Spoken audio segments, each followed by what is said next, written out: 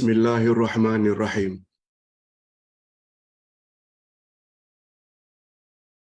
Alhamdulillah nahmaduhu wa nasta'inuhu wa nastaghfiruh.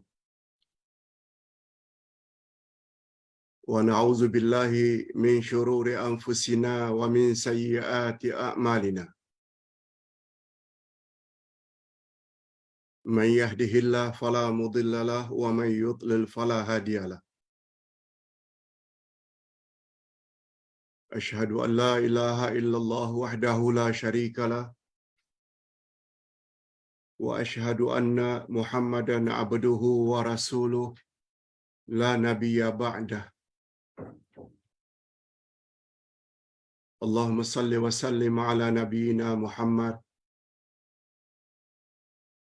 wa ala alihi wa sahbihi ajma'in, amma ba'd. Hadirin dan hadirat serta para pemirsa yang saya hormati, Assalamualaikum warahmatullahi wabarakatuh. Alhamdulillah, kita bersyukur kehadirat Allah di pagi hari yang sangat mulia ini, hari Jumaat.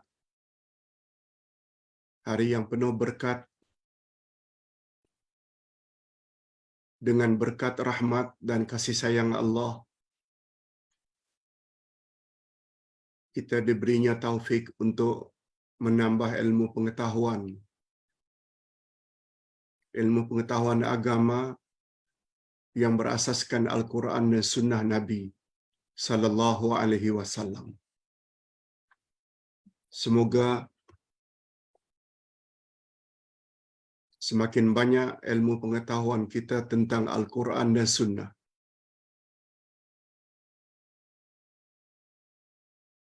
kita akan terhindar dari sifat takabur, sombong. Khasnya takabur dengan makna menolak kebenaran. Sebab baginda Rasul sallallahu alaihi wasallam bersabda, la yadkhulul jannah man kana fi qalbihi dzarratun min kibr. Tak akan masuk syurga orang yang ada sifat takabur dalam hatinya walau sebesar zarrah. Pelajaran kita pada hari ini seperti biasa, 50 minit pertama kita akan isi dengan pencerahan satu topik yang cukup penting, yaitu pelihara dirimu dan ahli keluargamu dari neraka. Yang kedua, menjawab satu persoalan.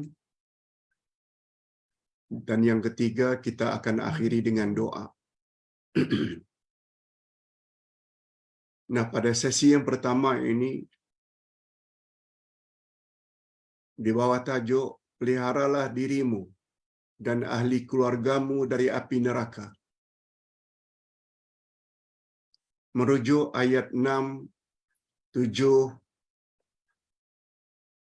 dan 8 dari surat At-Tahrim.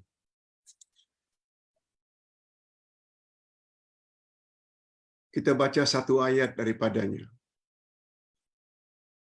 Kemudian kita ambil pengajaran daripadanya. A'udzubillahi minasyaitonir rajim.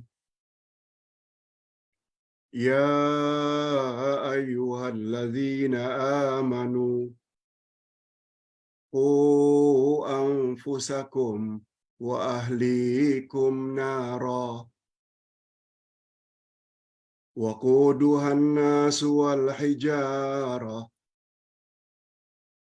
'alaiha malaikatun ghilaz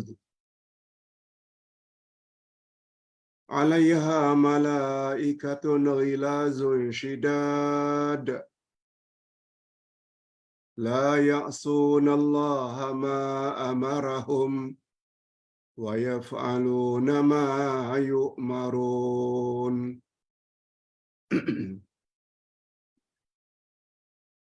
Untuk menghemat masa, kita langsung saja terjemahkan ayat demi ayat.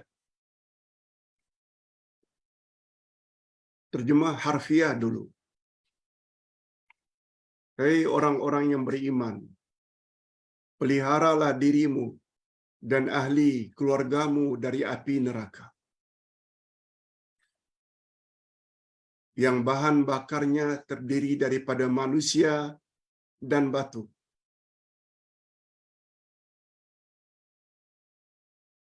Neraka diwakilkan oleh Allah malaikat yang sangat keras dan bengis.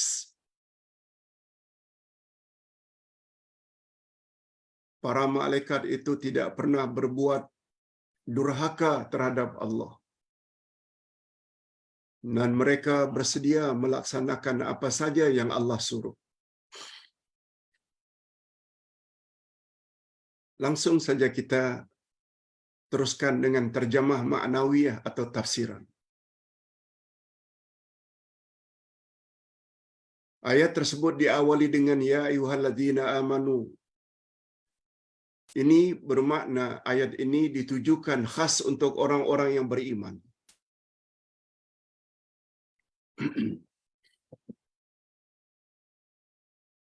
Oleh sebab itu, siapa saja yang merasa dirinya telah beriman,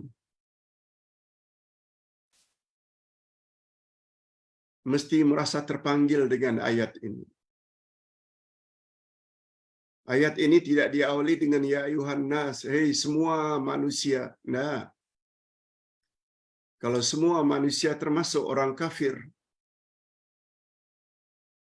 termasuk non-muslim. Tapi ayat ini diawali dengan ya ayyuhalladzina amanu. Ustaz pernah sebut, panggilan inilah panggilan yang paling banyak di dalam Al-Quran, yaitu sebanyak 89 kali.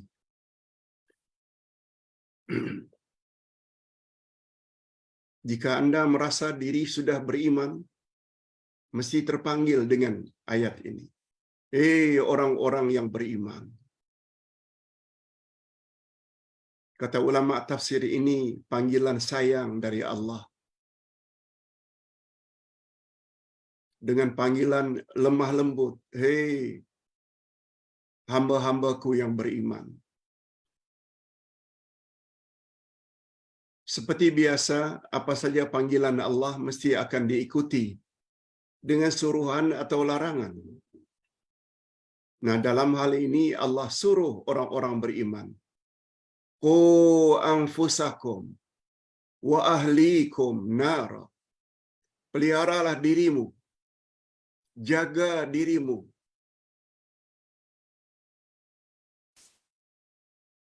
Bukan dirimu saja, wa ahlikum, dan ahli keluargamu, termasuk pasanganmu, istri atau suami, anak-anak, cucu cicit, ibu bapa, termasuk ibu bapa mertua, lebih-lebih lagi ibu bapa kandung, adik-beradik. Jangan pelihara dirimu saja, tapi juga peliharalah, jagalah ahli keluargamu daripada apa? Daripada api neraka, daripada masuk neraka.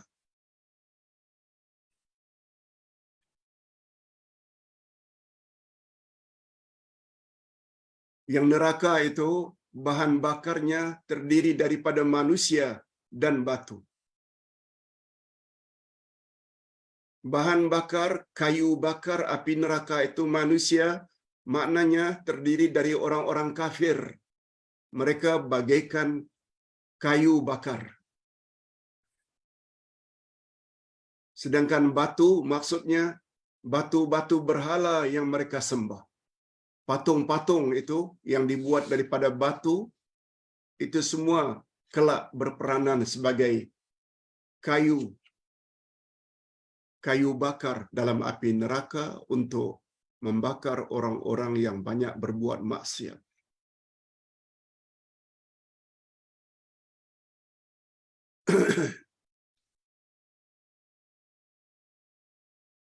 Dan neraka pula dijaga oleh malaikat-malaikat yang keras, lagi ganas dan bengis, yang tidak ada belas kasihan, tidak ada tolak ansur. Terus atas arahan Allah, orang-orang dalam neraka dibelasah, dihancurkan sehancur-hancurnya, dibakar, dipanggang. Dan sifat malaikat, la ya'sunallaha ma amarahum. Malaikat-malaikat tidak pernah berbuat maksiat, tak pernah ingkar terhadap perintah Allah. Wa yaf'aluna ma yu'marun. Mereka langsung laksanakan apa saja suruhan dan arahan daripada Allah. Okey. Itu baru tafsiran ringkas.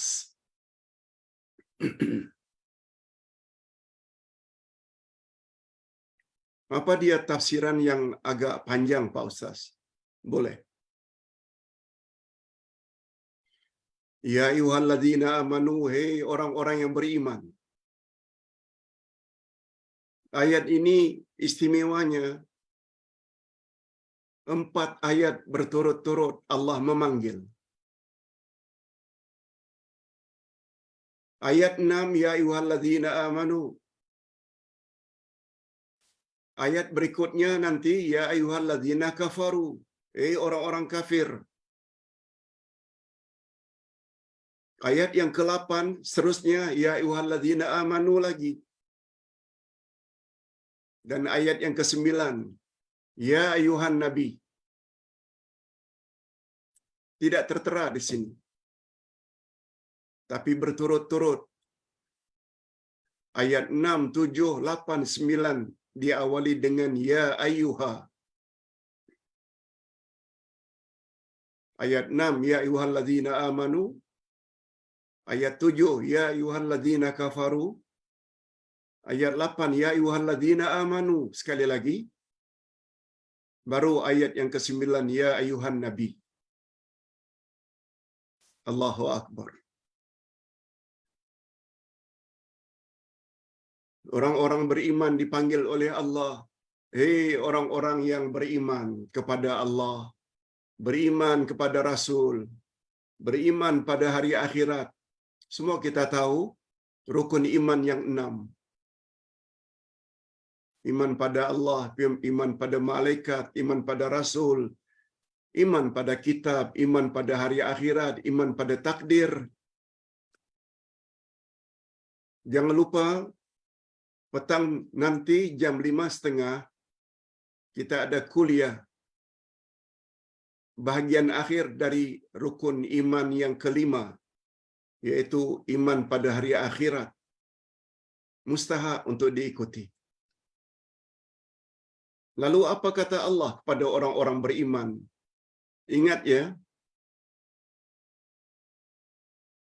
kalau Allah menggunakan istilah alladzina amanu, walaupun bentuk itu, format itu amanu untuk laki-laki.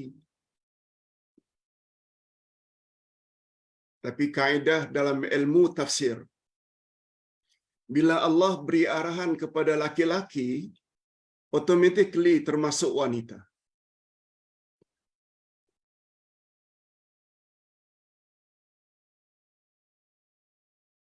Ya ayyuhalladzina amanu aqimus shalah wa atuz zakah. Aqimu itu arahan untuk laki-laki. Kalau perempuan aqimna.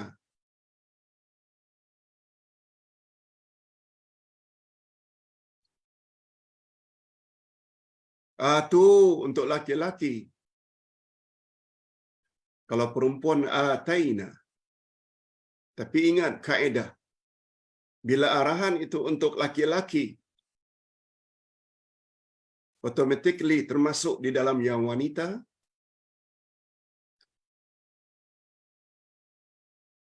Tetapi apabila Arahan itu untuk wanita saja, tidak termasuk laki-laki. Itu sebabnya Ustaz memberi salam kepada semua. Assalamualaikum. Kom itu sebenarnya untuk laki-laki. Tetapi termasuk juga untuk kaum wanita. Apalagi kalau Ustaz lihat 99% yang ikut Facebook ini wanita belaka. Zaitun, Aidarina, Fauzia, Zaitun, wanita-wanita belaka. Daripada 100 adalah lebih kurang 4-5 orang laki-laki. Dari 200 orang.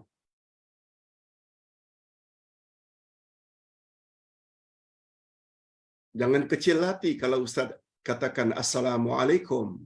Sebab kaedah mengatakan bila untuk laki-laki termasuk di dalamnya kaum wanita.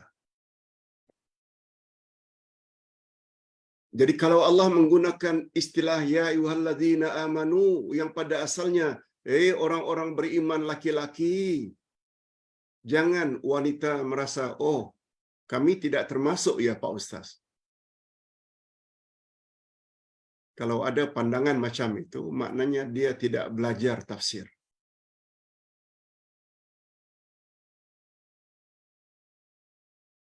Wasari'u ila maghfiratin min rabbikum wa jannatin arduha samawati wal ard.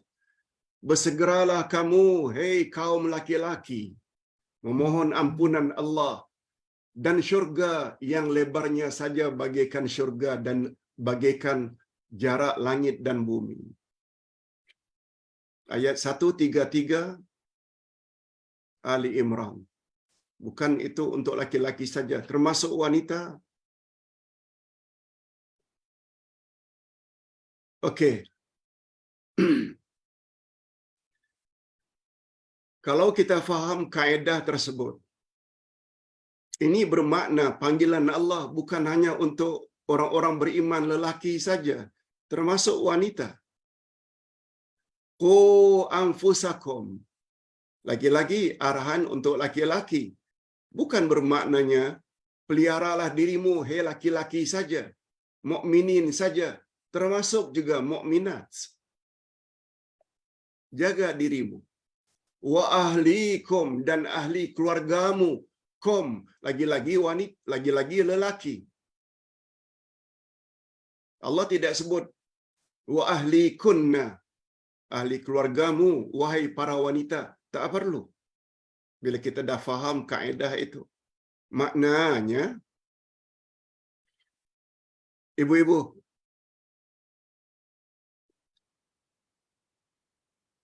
mukminat sekalian, ini memberi isyarat panggilan Allah kepada orang-orang yang beriman tadi bukan hanya terbatas kepada para suami agar jaga isteri dan anak cucu serta ibu bapa. Tapi arahan itu juga ditujukan kepada mukminat. Jaga dirimu, hei ibu-ibu. Jaga dirimu, hei para isteri. Dan ahli keluargamu. Kamu juga mesti jaga suami-suami kamu.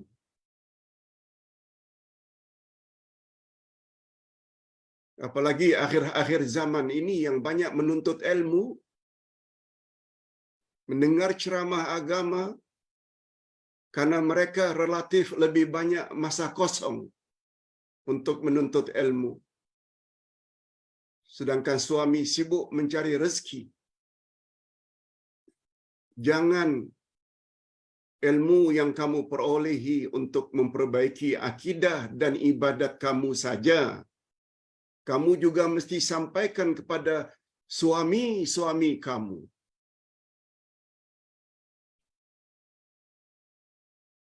Agar suami kamu juga terhindar dari api neraka.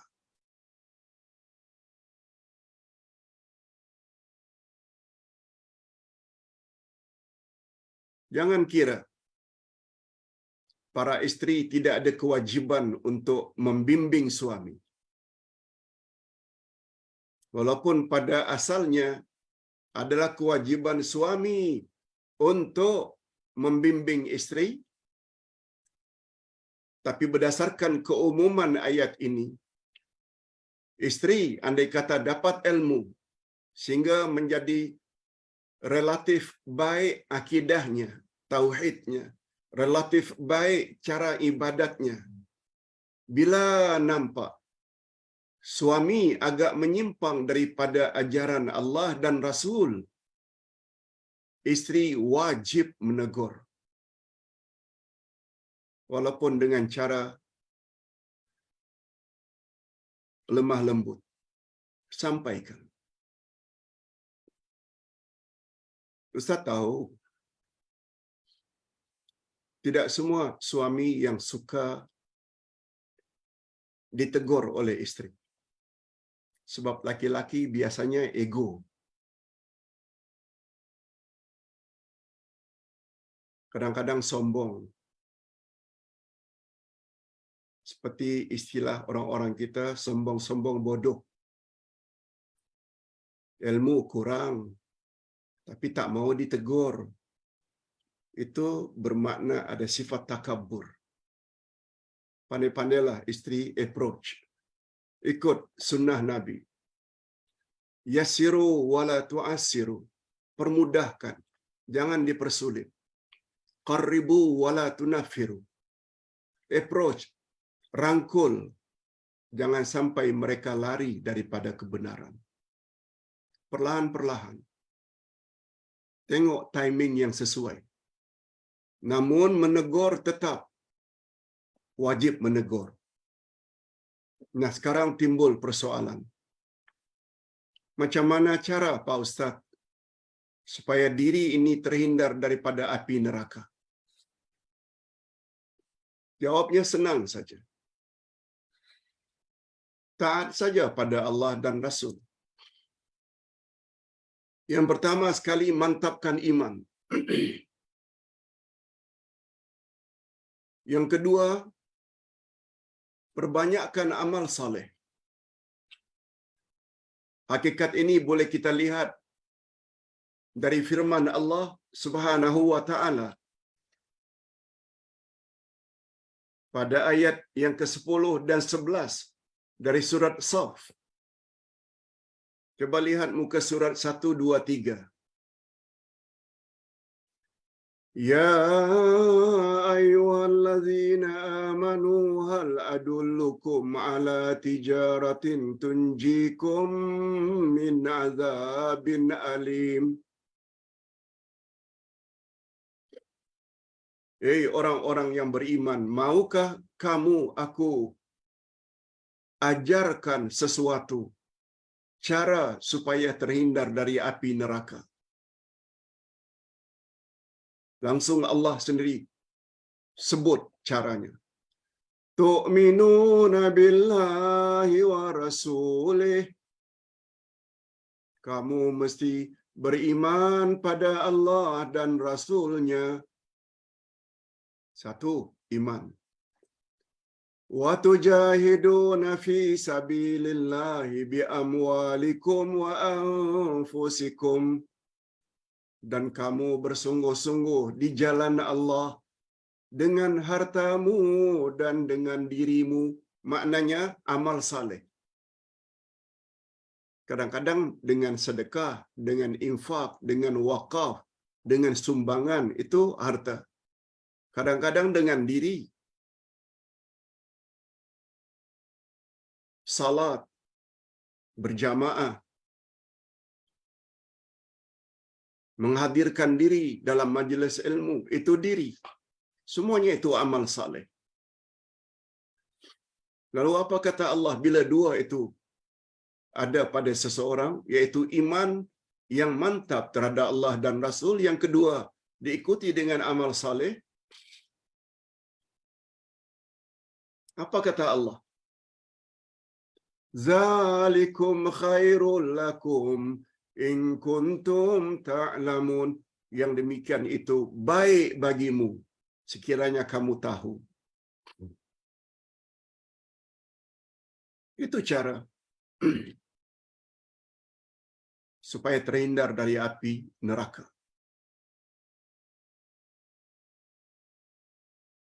Cuma dalam berdakwah, sebelum kita pergi keluar menyampaikan dakwah, kita mesti berdakwah kepada ahli keluarga dulu.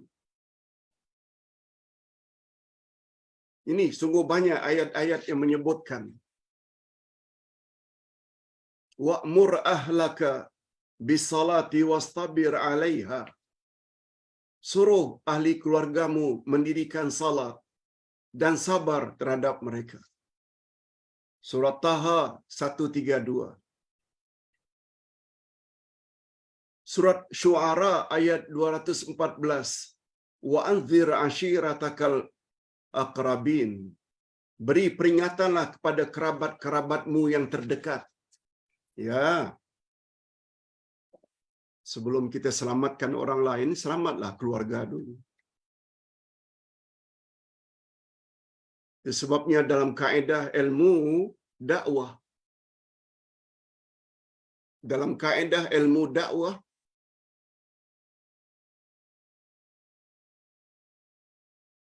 berbunyi aslih nafsak wad'u ghairak. Perbaiki dirimu dan perbaikilah orang lain. Nah, orang lain itu yang paling utama adalah ahli keluarga dulu. Tak cukup perbaiki diri saja. Kita lihat perkara-perkara yang tak sesuai pada ibu bapa kita, suami kita, isteri kita, anak-anak. Lalu kita diam saja. No. Salah.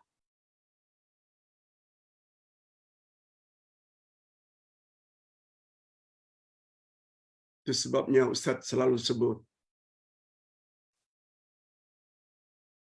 syarat untuk terhindar daripada kerugian ada 4. Pertama, iman. Yang kedua, amal saleh. Yang ketiga, dakwah. Dan yang keempat, sabar. Ini terungkap di dalam surat Wal Asri. Innal insana lafi khusrin. Sesungguhnya seluruh manusia dalam kerugian. Kecuali mereka yang ada iman. Iman. Wa amilus salihati, amal saleh. Amal sendiri. Wa tawasaw bil haq, berpesan-pesan dengan kebenaran. Ini dakwah. Bila kita mula berdakwah, orang suka banyak, orang benci juga tak kurang. Perlu kepada sabar. Nah, setelah kita memahami itu, Ustaz lebih banyak fokus kepada ayat 6 ini, sesuai dengan topik. Jaga dirimu dan ahli keluargamu daripada api neraka. Ini konten utama ayat 6.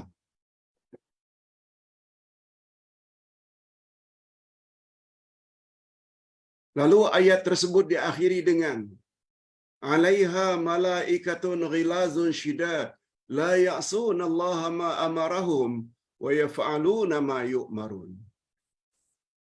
Sebelum kita berpindah ke ayat yang ke-7 dan ke-8, bagus juga kita tahu bahwa sifat malaikat itu tidak pernah durhaka pada Allah. Mereka melaksanakan apa saja yang Allah suruh. Ayat inilah yang digunakan oleh para ulama akidah bahwa dakwaan orang yang mengatakan iblis itu dari malaikat salah sangat. Allah mensifati malaikat tak pernah durhaka pada Allah. Iblis durhaka. Malaikat siap melaksanakan apa saja yang Allah suruh. Iblis tidak buat apa yang Allah suruh supaya sujud pada Adam.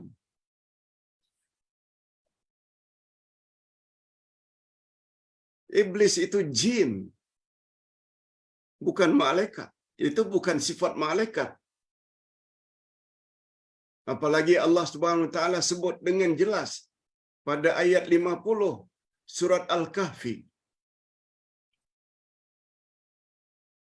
Allah berfirman, "Sujudlah kamu sekalian kepada Adam." Fasajadu illa iblis. Semua malaikat sujud kecuali iblis. Lalu apa kata Allah? Kana minal jinni.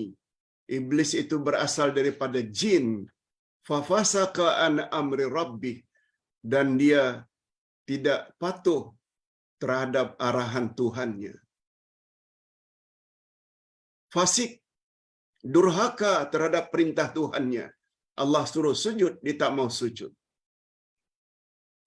Ayat lain menyebut aba wastakbara. Iblis enggan dan takabur. Bukan itu sifat malaikat.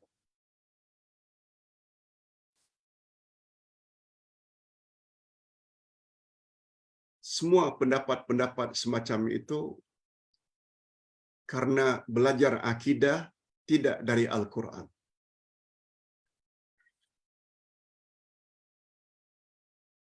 Kalau kesilapan itu dilakukan oleh orang awam, masih lagi masuk akal orang awam. Tapi tidak jarang para ustaz yang berceramah, hatta ceramah dalam radio, menyebut iblis itu dari malaikat. Na'udzubillahi min dzalik. Okey. Sekarang kita berpindah ke ayat berikutnya, ayat yang ketujuh. Ya ayyuhalladzina kafaru la ta'tadzirul yaum innama tujzauna ma kuntum ta'malun. Hei orang-orang kafir, jangan kamu mengemukakan uzur pada hari ini. Maksudnya, jangan buat-buat alasan pada hari ini. Hari ini maksudnya hari pembalasan, hari kiamat.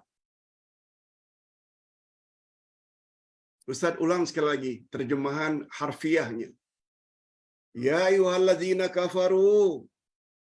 Orang-orang kafir, orang-orang yang ingkar, jangan kamu mengemukakan uzur pada hari ini, yaitu hari berhisab.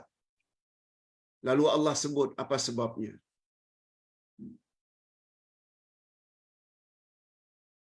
Sesungguhnya kamu diberi balasan menurut apa yang kamu kerjakan.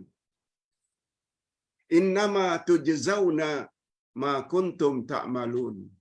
Pada hari ini, kamu hanya akan diberi balasan terhadap apa yang dulu kamu telah laksanakan. Bapak-bapak dan ibu-ibu, hadirat, hadirin, serta para pemirsa yang saya hormati. Hari kiamat itu hari pembalasan, bukan hari beramal lagi.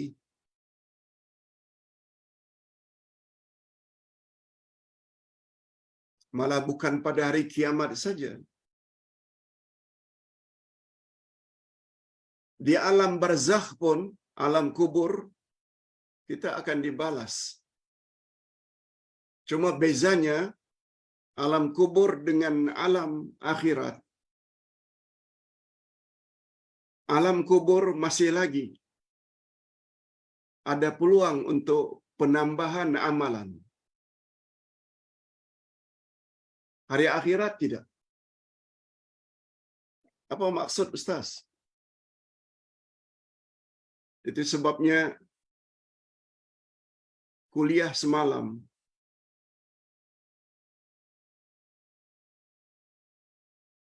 di antara fadilat silaturrahim.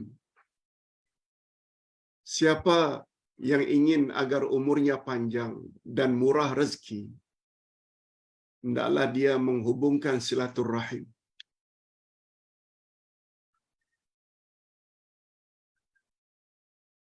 Di antara maksud umur panjang apabila hidupnya diberkati. Imam Syafi'i umurnya tidak panjang, hanya 54 tahun.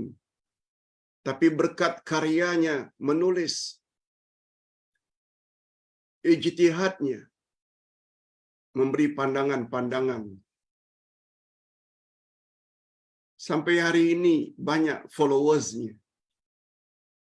Setiap kitab yang Imam Syafi'i tulis, setiap kali itu pula Imam Syafi'i dalam kubur layak mendapat pahala dan ganjaran. Siapa yang memberi nafkah untuk pembinaan rumah anak yatim, masjid, pondok pesantren, selagi pondok itu aktif, orang yang menyumbang tetap dalam kubur dapat ganjaran. Itu yang Ustaz maksudkan. Ibu bapa dalam kubur, bila anak mendoakan Rabbi firli wali walidayya warhamhuma kama rabbayani saghira, langsung mak bapak dalam kubur dihentikan daripada disiksa. Itu maksudnya di alam kubur masih ada lagi. Itu bagi orang yang dulu banyak menderma, mendidik anak sungguh-sungguh agar jadi anak yang saleh. Tapi di akhirat tidak ada pertambahan. Itu bezanya. Lalu kepada orang kafir, apa kata Allah? Orang-orang kafir, jangan buat-buat alasan pada hari ini. Bahasa kasarnya, jangan berdolak dalik pada hari ini.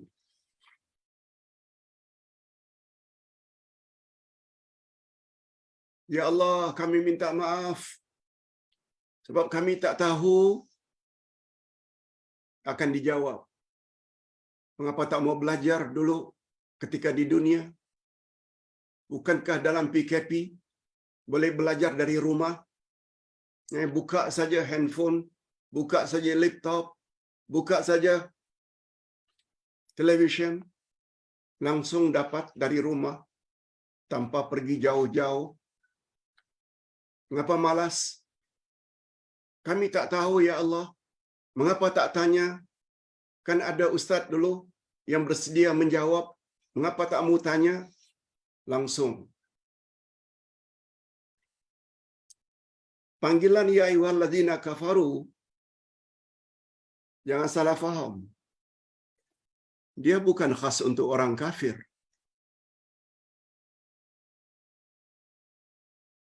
Termasuk semua orang yang ingkar. Berapa banyak orang Islam yang Islam hanya dalam IC. Berapa banyak orang Islam yang Islam pada nama saja. Kalau istilah Indonesia, Islam KTP, KTP, kartu tanda penduduk Muslim. Tapi suruhan Allah tidak buat, larangan Allah dijauhi. Menghadiri majlis ilmu, jangan harap langsung. Kena belasah. Jangan buat berdolak dalik pada hari ini. Sudah berakhir dah masa tobat. Innama tujzauna ma kuntum ta'malun. Kamu hari ini akan dibalasi terhadap apa yang dulu kamu telah laksanakan. Bapak-bapak dan ibu-ibu serta para pemirsa sekalian, mudah-mudahan kita termasuk ke dalam golongan orang-orang yang taat pada Allah. Buat suruhannya, jauhi larangannya. Rajin menambah ilmu agama.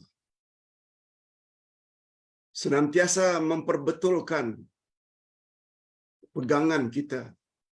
Selari dengan kehendak Quran dan Sunnah. Bukan sekedar taklid buta atau ikut-ikutan amalan orang ramai. No. Islam bukan agama warisan. Islam agama ilmu.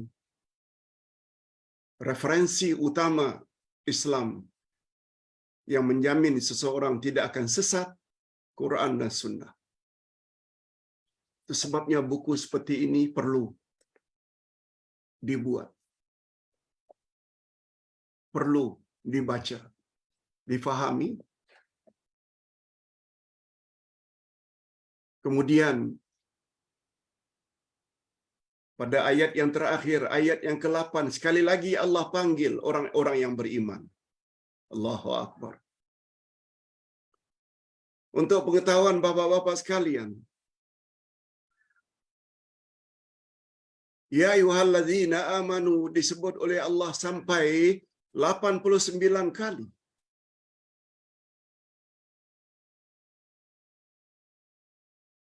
Ya ayuhan nas, hai sekalian manusia, hanya belasan kali. Tak sampai 20 kali. Tapi ya ayuhallazina kafaru, Allah sebut hanya sekali dalam Al-Quran. Yaitu ayat 7 tadi. Ya ayuhallazina kafaru. Hanya sekali itu dari 6.000 ayat lebih. Ini bencinya Allah pada orang kafir. Allah panggil sekali saja. Orang beriman 89 kali. Allahu Akbar.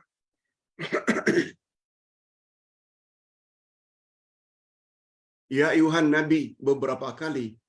Ya ayuhan Rasul hanya beberapa kali. Lalu pada ayat 8 apa kata Allah memanggil orang-orang beriman? Kalau tak mau jadi orang kafir menyesal tak habis-habis, sesal dahulu pendapatan, sesal kemudian tidak berguna. Sungguh cantik peribahasa orang-orang tua kita. Berenang-renang ke hulu, berakit-rakit ke tepian.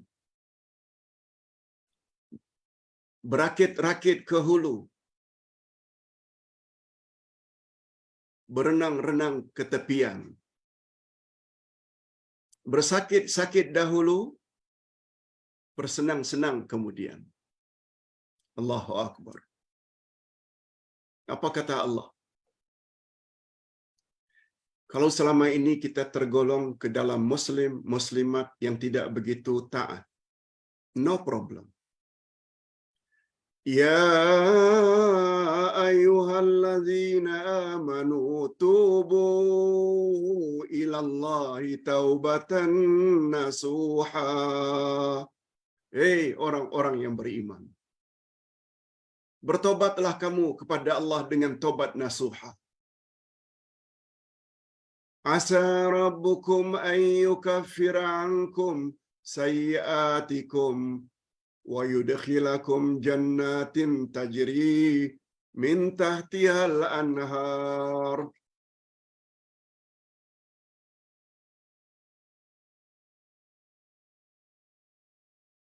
Yauma la yukhzillahu an-nabiyya wallazina amanu ma'ah nuruhum yas'a baina aydihim wa bi aymanihim yaquluna rabbana atmim lana nurana waghfir lana innaka ala kulli syai'in qadir. Coba dengar baik-baik terjemahan ayat. Hei orang-orang yang beriman, bertobatlah kamu kepada Allah dengan tobat nasuha. Mudah-mudahan dengan tobat nasuhamu itu, Allah akan tutup kesalahan-kesalahanmu. Malah Allah akan masukkan kamu ke dalam syurga yang mengalir di bawahnya sungai-sungai. Di mana pada hari itu Nabi dan orang-orang yang beriman kepada Nabi tidak akan dihina oleh Allah. Pada hari itu mereka berkata, "Oh Tuhan, sempurnakanlah cahaya bagi kami.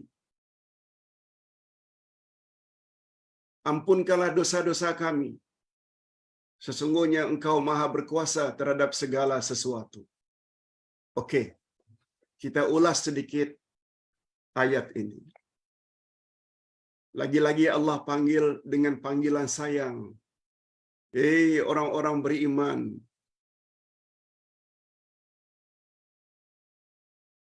yang hanya mengaku iman dengan lidah tapi tidak dengan perbuatan. Tidak ada masalah. Mula sekarang tobatlah dengan tobat nasuha. Itu maksudnya. Ayat ini mengiringi ayat ya ayyuhalladzina kafaru. Kalau dulu kamu kufur ingkar. Kufur itu maknanya ingkar. Tak mau beriman dengan iman yang sebenar, tak beramal dengan amalan sebagaimana amalan Rasulullah, termasuk kufur dengan makna ingkar. No problem. Sekarang kamu mesti bertobat. Taba yatubu taubatan tobat. Dia sama dengan makna raja'a yarji'u ruju'an. Ruju'. Kembali. Tobat sama dengan rujuk. Cuma rujuk selalu digunakan suami kembali ke pangkuan isteri setelah dicerai dengan talak raja'i. Talak 1, talak 2, rujuk. Maknanya kembali. Taubat pula kembali ke pangkuan Allah. Yang selama ini banyak buat dosa, berhenti buat dosa. Yang selama ini tidak buat suruhan-suruhan Allah, mula sekarang buat suruhan Allah. Itu maknanya taubat, maknanya kembali ke pangkuan ilahi. Tapi ingat, taubatmu itu mesti taubat nasuha. Nasuha maknanya ikhlas. Bukan dipaksa. Macam Ustaz suruh dan anjur sekarang ini, tobat. Ustaz tobat, bapa-bapa dan ibu-ibu serta para pemirsa tobat. Allah berjanji akan menerima tobat kita. Tapi dengan syarat tobat nasuha. Nasuha maknanya ikhlas.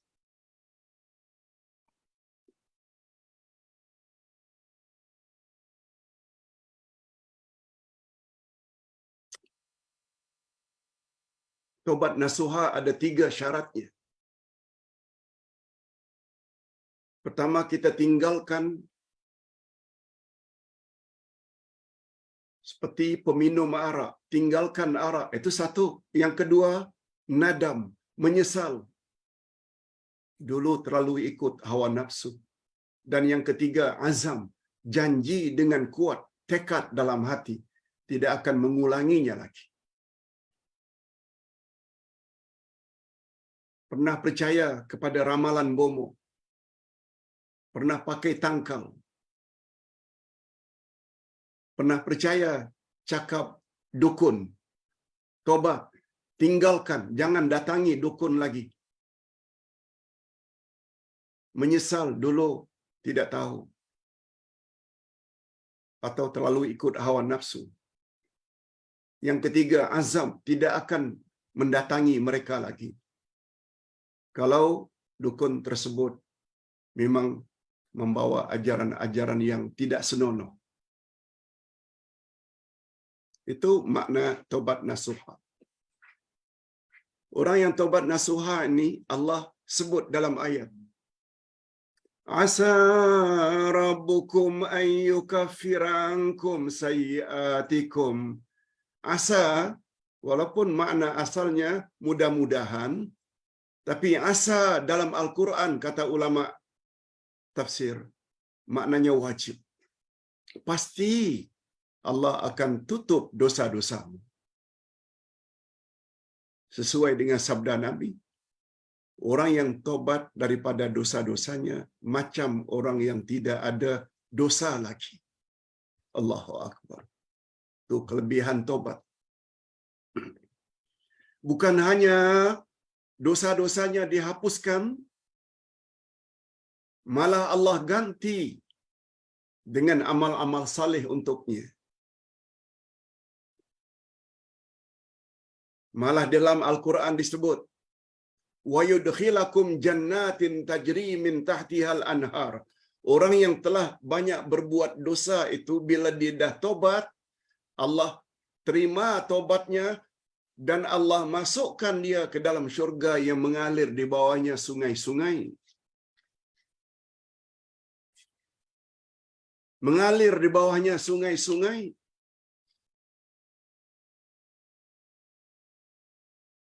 Allah tidak hina Nabi dan orang-orang yang beriman pada Nabi.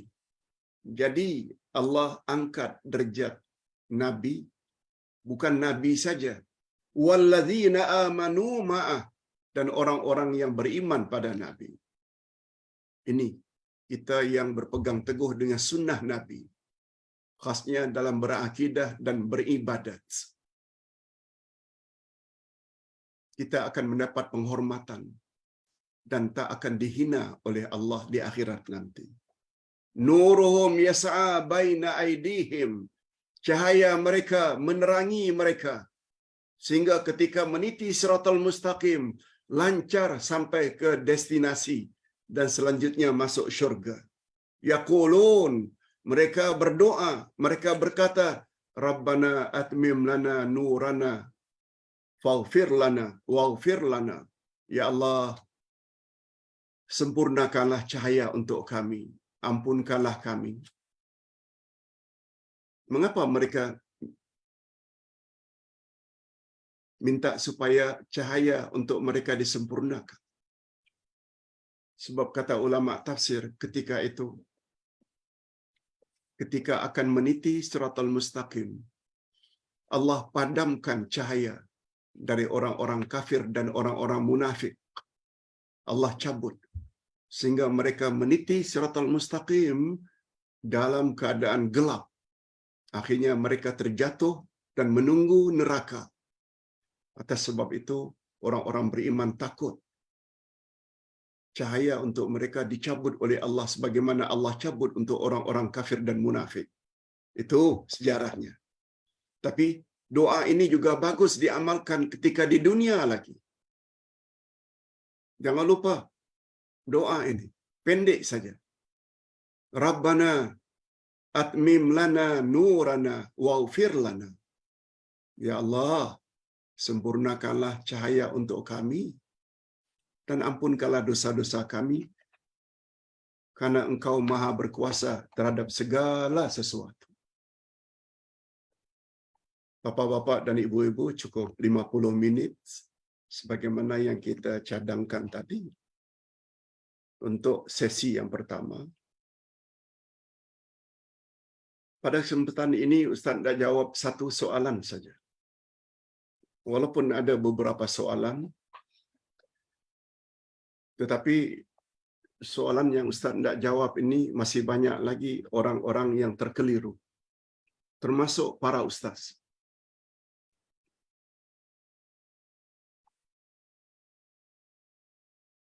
Pertanyaannya berbunyi, Pak Ustaz,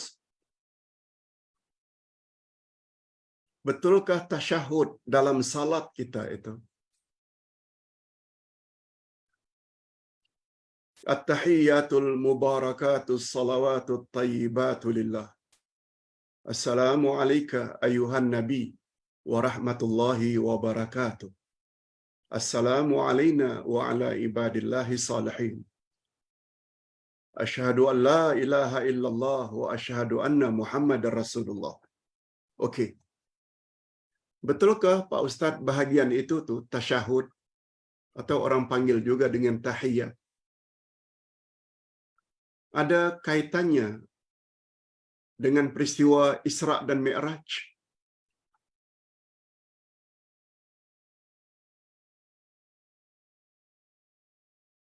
Sejak lama lagi kita dah dengar berita ini. Tapi setelah kita kaji dan kita kaji pandangan daripada ulama akidah dan ulama hadis,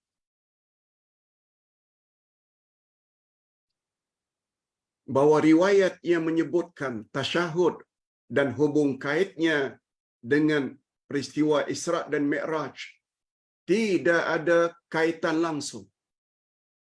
Tidak ada kaitan langsung.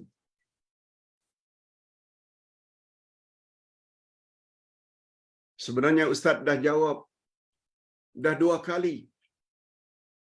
Ini kali ketiga. Tapi karena mustahaknya perkara ini, Ustaz ulang lagi. Supaya jangan kita terpengaruh dengan WhatsApp.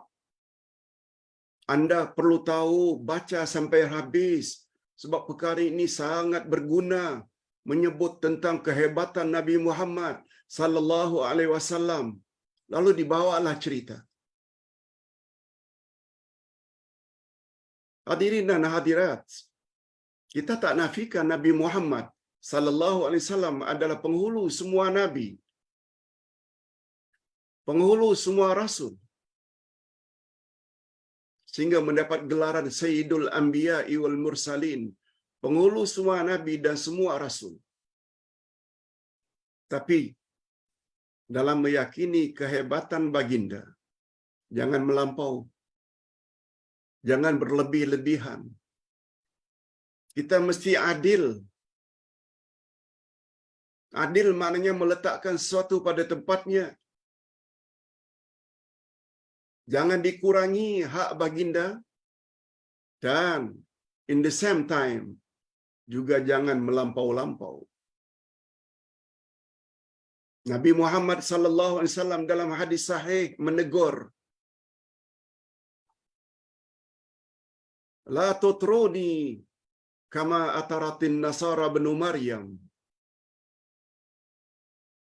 Jangan kamu menyanjung aku berlebih-lebihan sebagaimana sanjungan Nasrani Kristian terhadap Isa putra Maryam. Aku adalah Abdullah, hamba Allah, wa rasuluh, dan aku adalah rasulnya. Panggil saja aku, sama ada hamba Allah atau utusan Allah. Itu saja yang Nabi mau.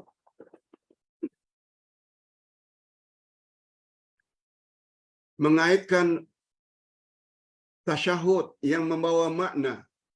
Ustaz artikan dulu. At-tahiyyatul mubarakatus salawatut tayyibatu lillah. Segala penghormatan, segala keberkatan, segala kesejahteraan dan segala kebaikan hanya milik-Mu ya Allah. Betul? Itu maknanya.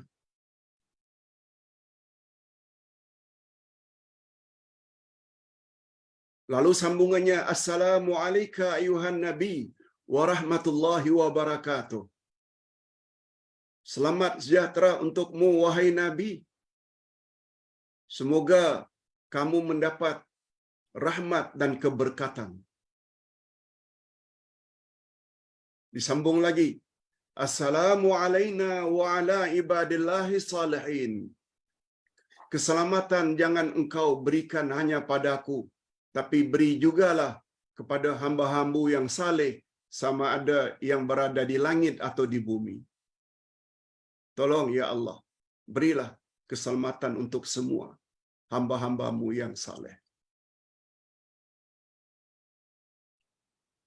Kemudian sambungannya, asyhadu an la ilaha illallah wa asyhadu anna Muhammad Rasulullah. Aku bersaksi tiada Tuhan yang berhak disembah melainkan Allah, dan Muhammad adalah Rasulullah. Ungkapan ini lalu dihubung kaitkan dengan ucapan baginda Rasul kepada Allah ketika Mi'raj.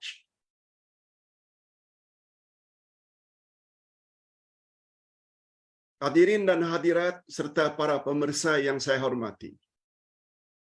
Nabi Muhammad naik ke langit yang namanya Mi'raj. Isra, perjalanan dari Mekah ke Palestin. Itu Isra, perjalanan mendatar. Mi'raj, mendaki, naik ke atas. melepasi langit pertama, kedua, ketiga, keempat, kelima, keenam, ketujuh, seterusnya sampai di Sidratul Muntaha, tempat yang paling tinggi, Nabi naik sendiri. Malaikat tak boleh naik lagi. Malaikat pengiring Jibril tak boleh naik lagi. Nabi naik sendiri.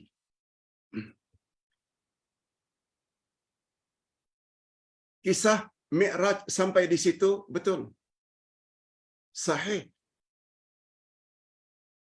Nah, mula Nabi Muhammad naik itu menerima salat 50 waktu pada awal-awalnya.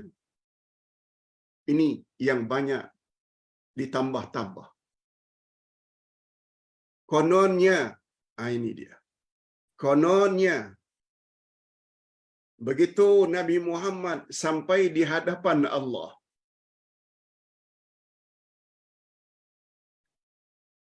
Nabi Muhammad sallallahu alaihi wasallam lalu mengucapkan At-tahiyyatul mubarakatus salawatut thayyibatu lillah. Segala penghormatan, segala keberkatan, segala kesejahteraan, segala kebaikan at-thayyibat lillah, hanya milikmu ya Allah.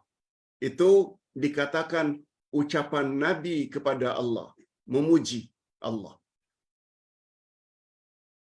Lalu kononnya Allah menjawab. Apa jawaban Allah? Lanjutan daripada tasyahud.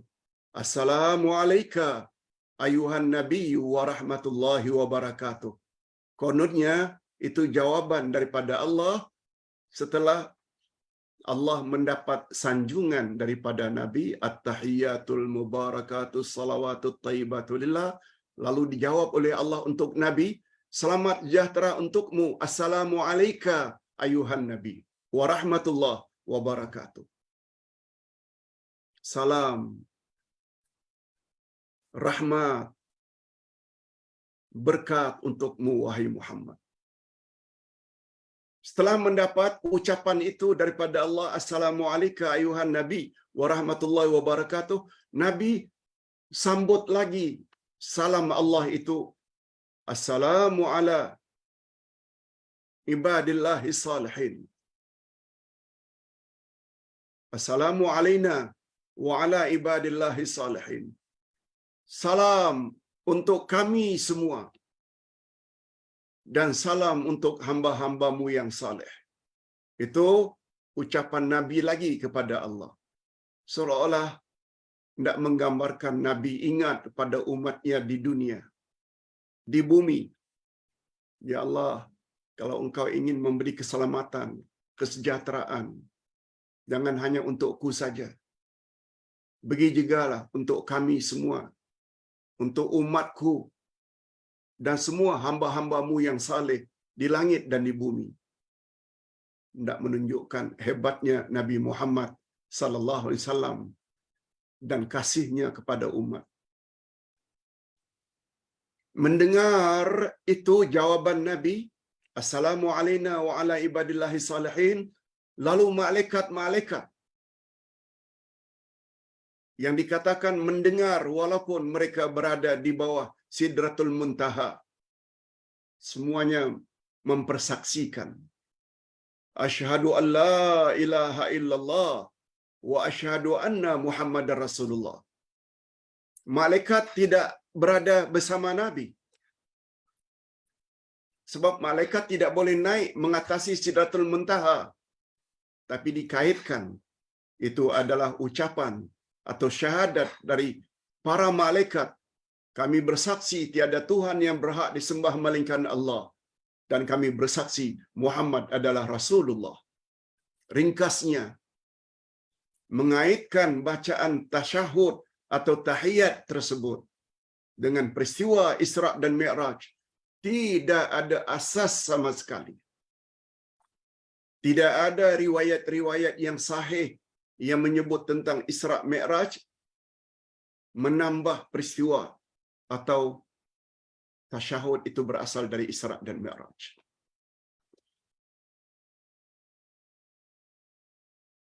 Tasyahud diajar oleh Nabi. Ketika Nabi mengajar para sahabat untuk salat, balik daripada Isra' Mi'raj. Dia tak ada kaitannya dengan ucapan itu.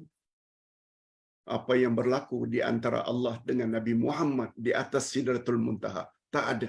Tak ada kaitan langsung.